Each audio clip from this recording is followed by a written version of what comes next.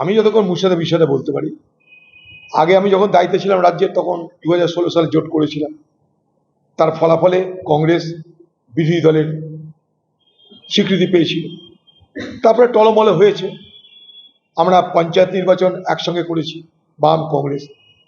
আমরা গত লোকসভা একসঙ্গে করেছি, বাম কংগ্রেস। ফলে আমার তরফ থেকে অন্তত মুর্শিদাবাদের ক্ষেত্রে আমাদের কোনো রিজার্ভেশন নেই এই ব্যাপারে, যে বামের সঙ্গে কংগ্রেসের হতে পারে না, এমন করে আমার তরফ থেকে নেই। এবং মুর্শিদাবাদের মধ্যে বলছি কথাটা, আমরা সমবায় নির্বাচন একসঙ্গে করেছি, এখানে না, আমরা নবগ্রামও করেছি একসঙ্গে। এটা মুর্শিদাবাদে আমাদের মোটামুটি যারা নিচু তলের যারা কর্মী আছে বামের এবং কংগ্রেসের, তারা জানে যে আমাদের কি করতে হবে।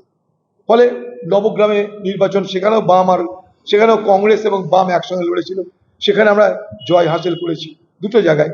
আবার এখানে করলাম, এখানে আমরা জয় হাসিল করেছি। সন্ত্রাস ঠেকাতে পারলে অনেক কিছু করা যাবে। সন্ত্রাস ঠেকানো গেছে, তার একটা কারণ কোর্ট সেখানটায় হস্তক্ষেপ করেছিল। ফলে সন্ত্রাস করবো মনে করলেও, সন্ত্রাস করার চেষ্টা করলেও পুরোটা সন্ত্রাস করতে পারিনি, কিছুটা আমরা ভোট করতে পেরেছিলাম। নাহলে ভোটের ব্যবধান আরো বাড়তো বলে আমাদের কাছে খবর।